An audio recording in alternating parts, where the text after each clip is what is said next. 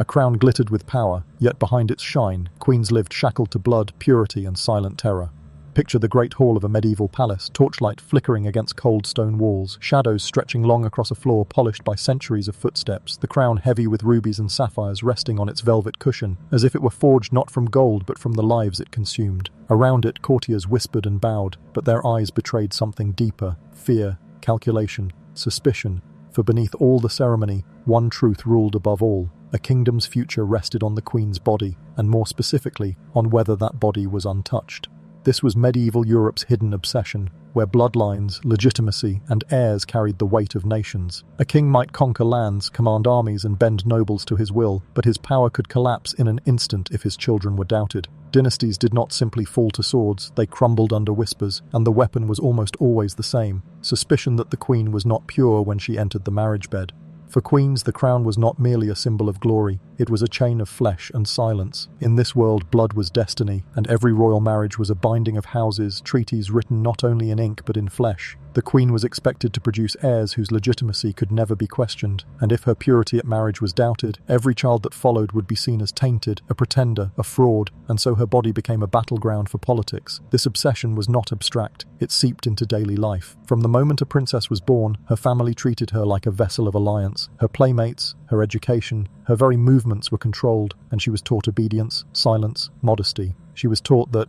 her greatest treasure was not her mind or her spirit, but the fragile reputation of untouched innocence. Royal marriages were rarely about love. They were about land, wealth, and peace bought with bodies. A girl of 14 might be betrothed to a man of 30 or 40, not because he cared for her, but because her body carried the seal of alliance. Ambassadors reported back to their kings not only about a princess's beauty or manner, but about her chastity, and rumors were fatal. A whisper that a princess had been too close to a male servant, or even seen speaking with one, could destroy her prospects. Her family's honor rested entirely on whether she entered the marriage bed untouched, and when the contracts were signed and the marriage procession began, she knew the truth. She was less a bride than a bargaining chip, clothed in velvet but carrying the unbearable burden of proof. The cruel paradox of queenship was this: she must be a virgin when crowned as a bride, yet fertile immediately afterward. Virginity was glorified as holy, modelled after the Virgin Mary, while fertility was demanded as proof of divine favour, and both expectations clashed violently. To ensure legitimacy, rituals of proof became part of royal life. In some courts, midwives or physicians were summoned to examine the bride before the wedding night, peering into her most private self, searching for signs of purity, while others relied on the spectacle of the marriage bed, sheets checked for blood, attendants waiting outside the chamber, gossip spreading like fire if none was found. These rituals were not medicine, they were theatre. Spectacle meant to reassure allies, silence doubters, and remind the queen that her body was not her own, her privacy ending where the crown began.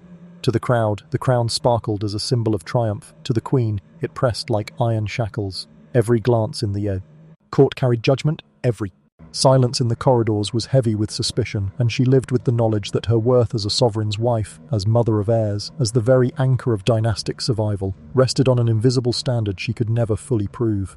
Imagine the psychological toll, being raised to believe your value lay in a fragile secret you could not control, being married into a hostile court surrounded by strangers eager to find a flaw in you, knowing that if they succeeded your children could be branded bastards, your marriage annulled, your life cast into ruin. The queen's identity dissolved into this role. She was no longer herself, but crown and bloodline, an emblem, a vessel, a symbol stripped of individuality. This is where our story begins, not with war on the battlefield, but with war in the bedchamber. The horrors of virginity tests were not isolated events, but the foundation of queenship itself, repeated across kingdoms and centuries, and behind gilded doors, behind smiles in painted portraits, there lay a secret dread, the certainty that her most private self would become public property. The story of these tests is not simply about rituals or superstition. It is about power, cruelty masked as sanctity, survival hidden behind veils, resilience carved out in silence. Each queen bore these chains differently, some with defiance, some with despair, some with cunning resilience, but all shared the same haunting reality. Their bodies were battlegrounds on which dynasties rose and fell. Look again at that glittering crown. To us it shines as history, as legend, as power, but to the queen who wore it, it was heavy with chains unseen, her life measured in purity and bloodline, her every breath shadowed by suspicion. And so, as we step into the next chapter, ask yourself, what happens to a world where a woman's entire worth is decided not by her will but by her silence? And the shadows of medieval courts, where whispers carried as much weight as laws, the obsession with a queen's untouched body grew not from romance but from fear of dynasties collapsing, of bloodlines tainted, of rival claims tearing kingdoms apart. And so the obsession with virginity became a weapon sharpened by both superstition and political necessity. You see, in this world of fragile thrones and ceaseless wars, a young girl's body was not her own, but the vessel of alliances, the proof of legitimacy, the silent battlefield upon which the survival of an empire would rest. And rulers, priests and physicians alike conspired to turn that obsession into ritual, cloaking cruelty in the language of honor, so that what should have been private became public spectacle. To understand this, you must travel back to the roots of medieval Europe's tangled anxieties, when dynasties were still carving their names into stone, when rumours of infidelity could unleash civil war, and when queenship itself was reduced to whether or not a girl could carry unblemished the burden of chastity.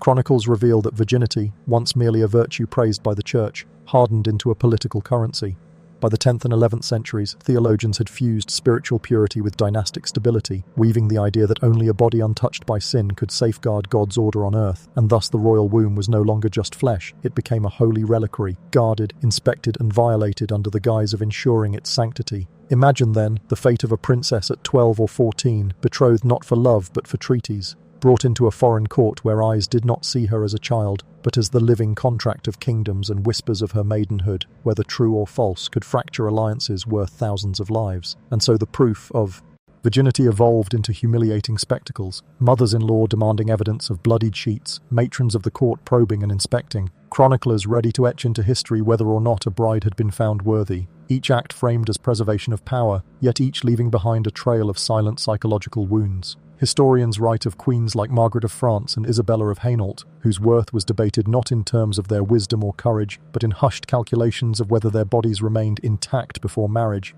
and even when no scandal arose, the knowledge of the test itself left them marked, living with the awareness that their humanity was invisible under the crushing weight of expectation.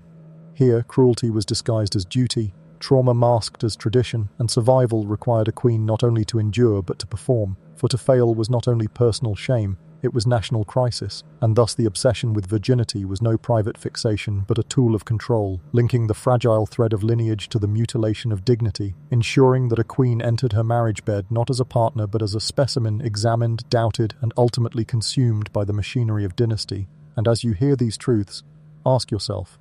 what does it mean for a woman to begin her reign already stripped of identity, already reduced to her body's proof, already carrying the knowledge that her trauma is the cornerstone upon which kingdoms are built? They were children draped in silk, paraded through torchlit halls as if already queens, yet behind their jeweled crowns hid trembling hearts that still longed for toys and lullabies. For in medieval Europe the young brides were often no more than 12 or 13, plucked from nurseries and convent schools and thrust into palaces where their innocence was traded like coin, and every step they took was shadowed by the knowledge that their bodies were now instruments of survival, their worth measured in silence, obedience, and untouched flesh. Imagine the girl who just months before chased sunlight in gardens now staring into the cold gaze of foreign courtiers, each whisper a knife, each smile a judgment, while her future husband, sometimes decades older, looked not upon her as a partner, but as a vessel for heirs, her body the insurance policy of dynasties. The marriage contracts were signed in ink, but the true ink was her blood, demanded on the wedding night as spectacle, her private suffering turned into proof of political stability so that matrons might peer into bedchambers and sheets were displayed like battle standards, as if war had been won, though the battlefield was her body.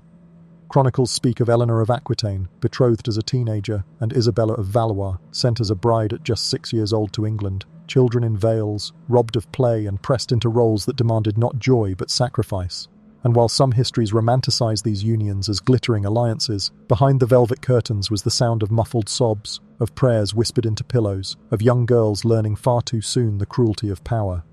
You must picture them, hair still unbraided by age, eyes still wide with dreams, now trained to lower their gaze, to submit, to endure the inspection of matrons, to smile as though they were not afraid of the man who would claim them before their bodies were even ready to bear such violence. And when the test came, when the proof was demanded, they knew that survival meant compliance, silence, performance, for resistance would mean disgrace, annulment, or exile, their trauma dismissed as weakness, their cries smothered by the roar of politics. And yet, within them, seeds of resilience stirred, for though they enter marriage beds as pawns, some would grow into queens who wielded influence from behind veils, who learned to turn the very system that enslaved them into tools of survival. their scars becoming silent teachers, their endurance a hidden kind of power. But in those first nights, their beginnings as queens, the cruelty of the virginity test carved into their hearts the unshakable truth that their lives would never belong to themselves, that the price of wearing a crown was the forfeiture of childhood, identity, and peace. And so we must ask, what does it mean to build an empire on the tears of its youngest brides? And what remains of the girl once the crown settles heavy upon her head? In the cold chambers of medieval castles, where stone walls echoed with both prayers and secrets, the ritual of proof unfolded with chilling precision, a spectacle dressed as necessity, yet felt by those who endured it as a violation cloaked in sanctity. Once the young bride had been delivered into her husband's bed, what should have been private was made violently public, for her body became the stage on which alliances stood or crumbled, her worth judged not by her wisdom, courage, or compassion, but by whether the blood of her first union stained the linen sheets that courtiers would later display like relics of divine sanction, so that noble families might gather, eyes sharp with suspicion, to search for proof of untouched purity. Imagine the terror, candles burning low, matrons stationed outside the chamber door, whispers seeping through the cracks like smoke, as the queen, barely more than a girl, lay trembling, knowing that no scream, no refusal, no plea could alter the demand, that her virginity be proven, documented, and celebrated as if her suffering were the foundation stone of kingdoms. If blood appeared, songs of triumph echoed, and the sheets were paraded to confirm legitimacy. Sigh, but if none did, suspicion ignited like wildfire, accusations of deceit, betrayal, and illegitimacy tearing through the hall before she had even spoken a word. Physicians, midwives, and sometimes priests were summoned to perform invasive examinations, their hands turning sacred innocence into a political battlefield, their verdict carrying the weight of wars and inheritances. And for many queens, this ritual was less about honor and more about survival, for failure meant annulment, banishment, or worse, a shadowed life marked as impure, her name whispered with scorn.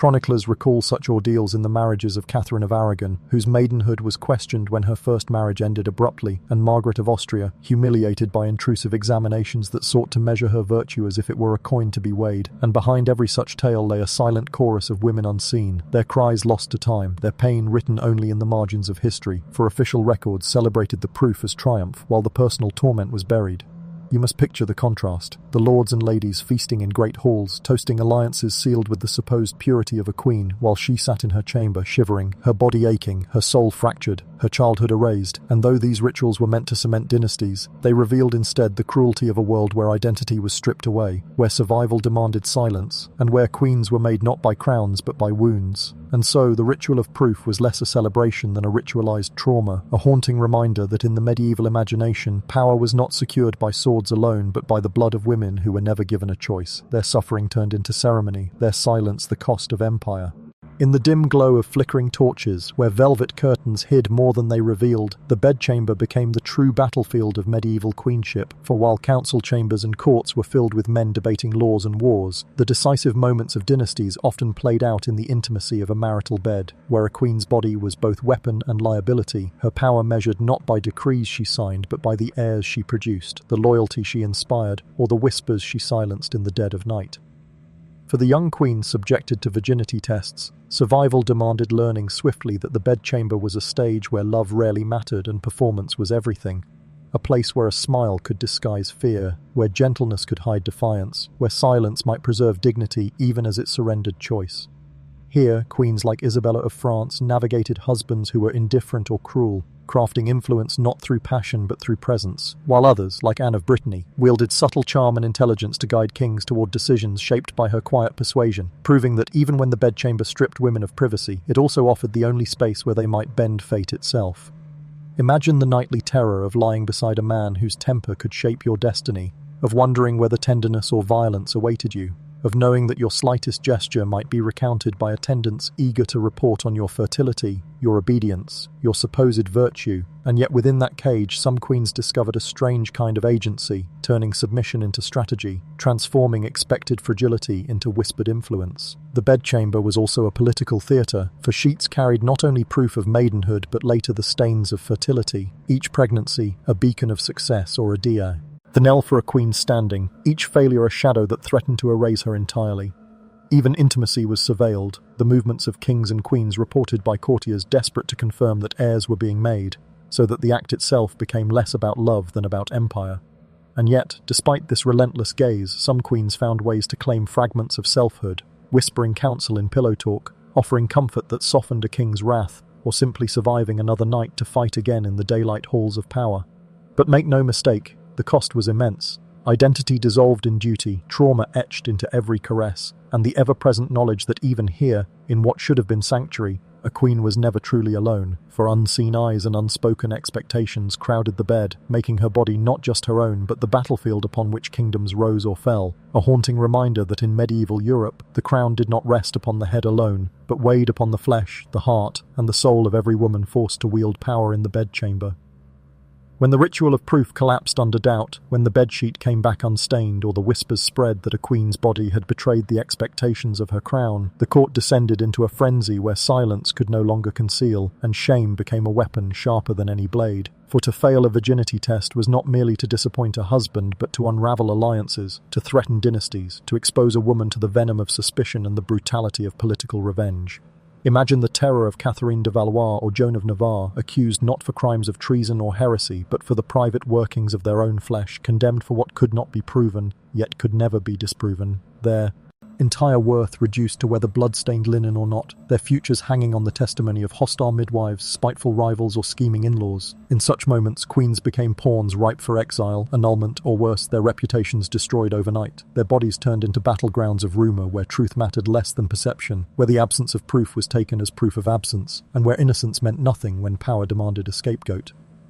Husbands humiliated by such failures lashed out with cruelty, some turning to accusations of witchcraft, others casting aside wives under the guise of divine displeasure, leaving women not only abandoned but dishonoured, their names blackened in chronicles that cared little for their suffering. And yet within this devastation, resilience flickered in hidden forms, as some queens clung to the remnants of influence, retreating into religious houses to carve out small sanctuaries of dignity, or using kinship ties to shield themselves from total ruin, transforming disgrace into quiet endurance. Still, the psychological toll was merciless, the sense of identity shredded by the knowledge that a single test had decided their fate, that a ritual designed to prove purity had instead become a machine of destruction, leaving women hollowed yet unbroken, scarred yet alive, and reminding us that behind the silks and crowns of medieval queenship lay the constant shadow of failure, a shadow that could devour even the most powerful women in Europe, leaving their legacy shaped not by their wisdom or courage, but by a single night, a single sheet, a single judgment that could never be undone. But for the women who endured these trials, survival itself became a form of rebellion, for though their crowns were shackles and their bodies treated as public property, many queens learned to wield silence, secrecy, and cunning as weapons sharper than steel. Some leaned on networks of loyal ladies-in-waiting who could alter sheets, whisper false assurances, or shield private moments from prying eyes, creating fragile sanctuaries within hostile palaces where a queen could reclaim a sliver of control. Others sought protection in the church, cloaking themselves in piety so that resistance appeared as devotion, transforming prayers and pilgrimages into masks that concealed their quiet defiance. And some, daring and ruthless, learned to bend the very structures meant to oppress them, forging alliances with ambitious courtiers, trading favors and manipulating rumor as a shield against scandal. For if their worth was tied to their purity, then rumor itself could be turned into a currency of survival. Imagine a young queen accused of failing her test. Yet instead of yielding to despair, she spread whispers of her husband's impotence, reframing failure not as her shame but his, twisting humiliation into leverage. Or think of those who bore the scars of accusation yet raised sons who would inherit thrones, ensuring that even disgraced women left behind legacies that outlived the cruelty inflicted upon them.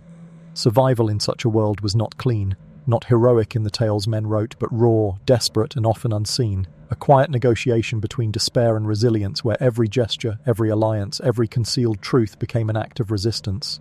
And though history often forgets these hidden rebellions, the truth lingers, in the way dynasties endured despite scandal, in the way disgraced queens left bloodlines that shaped Europe, and in the way women, denied power in public halls, carved spaces of influence within the shadows, proving that even in a world designed to break them, resilience could be as enduring as cruelty, and survival itself became their silent form of victory. In the courts of medieval Europe, purity was not a personal virtue but a weapon, a currency traded in whispers and sealed in contracts, and the politics of virginity wove itself into every aspect of a queen's life, for the legitimacy of heirs, the stability of alliances, and the ambitions of rival factions all hinged upon whether a woman's body could withstand the scrutiny of power. Imagine a hall filled with nobles and clerics, banners fluttering, tapestries chronicling victories, while beneath this pageantry, a young queen's worth was debated like coinage, her chastity scrutinized by physicians, matrons, and even the chroniclers who would record her life, turning what should have been private into public spectacle, and every rumor of impropriety became a threat not only to her personal survival, but to the very foundation of the monarchy. In some kingdoms, failure in these rituals could lead to annulment, exile, or even imprisonment, while in others, suspicion alone could spark conspiracies, drive factions to civil war, or undermine treaties, making a queen's body a battlefield upon which the fate of nations rested. Yet within this oppression, some queens maneuvered with extraordinary cunning, understanding that perception often outweighed truth, and they wielded the expectations of purity as instruments of influence, using rumor to distract enemies, cultivate loyalty, or negotiate power in subtle, unseen ways. Think of Isabella of France, whose intelligence allowed her to manipulate factions at court while surviving personal humiliation, or Margaret of Austria, who turned scrutiny into leverage, proving that even under relentless observation, a queen could convert constraint into authority. And so, the politics of purity was more than ritual. It was a mechanism by which dynasties maintained control, by which men sought to dominate women's bodies, and by which women, in rare acts of cleverness, could reclaim fragments of agency, revealing that in the shadowed corridors of power, virtue and vice were tools, suspicion and rumor were weapons, and the very concept of chastity had become inseparable from the brutal calculus of survival, legitimacy and political dominance. A haunting testament to the ways human suffering, resilience and the cruel machinery of monarchy intertwined, shaping lives and history alike. Even centuries later, the stories of these queens linger, half hidden in chronicles, half whispered in legend, where memory and myth intertwine to shape our understanding of medieval power. For while official records often celebrated victories, marriages and treaties, the personal horrors, the fear, the humiliation, the private anguish of virginity tests were carefully obscured, leaving gaps that imagination has since tried to fill, sometimes romanticizing, sometimes demonizing the women who endured them. Consider how figures like Eleanor of Aquitaine or Isabella of France are remembered for their political acumen, their influence and their dramatic lives. Yet the intimate terror of their bedchambers, the constant scrutiny, the invisible chains of purity, are seldom acknowledged, creating a duality in history where queens are both powerful and victimized, both mythic and human, and where the truth of their suffering has become intertwined with legend. Poets, playwrights and chroniclers added layers to these narratives, amplifying drama, sometimes exaggerating innocence or scandal, constructing archetypes of the virtuous yet oppressed queen, the cunning survivor, the tragic victim whose personal sacrifice upheld dynasties, so that memory itself became a battlefield, shaped as much by storytelling as by fact, and each retelling carries echoes of trauma filtered through the lens of morality, politics and culture. In this process, the human cost, the stolen childhoods, the nightly terrors, the relentless performance demanded of young girls was obscured, yet traces remain. Letters, court records, and personal accounts hint at the weight of expectation, the fear of failure, the quiet defiance that allowed some to survive, giving modern readers a glimpse into the lived experience behind the crown. Myth amplified the lessons of history, turning individual suffering into warnings and morality tales, teaching subsequent generations about the perils of ambition, the sanctity of bloodlines, and the terrifying scrutiny faced by women of power. And yet, through these stories, we can also see resilience, the cunning, and the courage that allowed queens to navigate impossible circumstances, leaving a legacy that is neither entirely legend nor entirely truth, but a haunting blend that challenges us to reckon with the human cost of dynastic ambition and the ways trauma and survival are woven together in memory. And as we reflect on these tales, we are forced to confront the reality that history often rewards spectacle over empathy, judgment over understanding. Yet within the gaps of myth lies the enduring truth, that the women who endured these tests carried the invisible weight of dynasties on their shoulders, shaping both the course of nations and the stories we tell about them, reminding us that memory and myth are inseparable from the lives of those who suffered in silence, their courage and pain echoing across the centuries. The echoes of these medieval rituals reverberate far beyond the cold stone walls and torchlit chambers where they began, for the obsession with purity, the scrutiny of women's bodies, and the political theatre of virginity tests set patterns that shaped not only dynasties but the very fabric of societal expectation for centuries to come. And though the crowns themselves have long since been removed from heads and buried in museums or melted down, the consequences of those rituals linger in cultural memory, legal precedents and social norms, reminding us that power was often maintained at the expense of human dignity, that identity could be stripped away in the service of dynastic ambition, and that resilience was forged in silence. As nations expanded, as courts modernized, the personal anguish of queens faded from public record, yet the underlying message persisted. Women's worth was inseparable from their bodies, and their compliance a prerequisite for political stability, a concept so deeply embedded that it influenced laws regarding inheritance, marriage, and the regulation of female sexuality for generations, creating a world where female agency was circumscribed not only by men in power, but by centuries of precedent and expectation. Historians and scholars now look back on these practices not as quaint or distant curiosities, but as stark examples of how trauma and governance were intertwined, how human suffering became a tool of statecraft, and how the psychology of control was exercised over those who were supposed to be sovereign in title, yet subordinate in experience. And in examining the lives of queens who endured these trials, we uncover stories of silent endurance, cunning resistance, and the reclamation of power in whatever small ways possible, revealing that even in the harshest circumstances, resilience could survive. And as we reflect on the echo through time, we see that these rituals, while medieval in origin, have shaped collective consciousness, influencing narratives about women, purity, and authority that linger even today in literature, social expectation, and cultural imagination, reminding us that the crowns of old were heavy, not just with jewels, but with the weight of centuries of cruelty, expectation, and control, and that to understand history fully, we must confront not only the political machinations but the human cost, honoring those who endured, survived, and in their endurance left a legacy that challenges modern society to consider the ongoing impact of power wielded through control of the body, and to recognize that the echoes of medieval queens' suffering are not confined to the past, but resonate in the continuing struggle for autonomy, dignity, and the recognition of human value beyond superficial measures, leaving us with the haunting understanding that the legacy of trauma and resilience are forever intertwined, carried forward by memory, myth, and the enduring human spirit.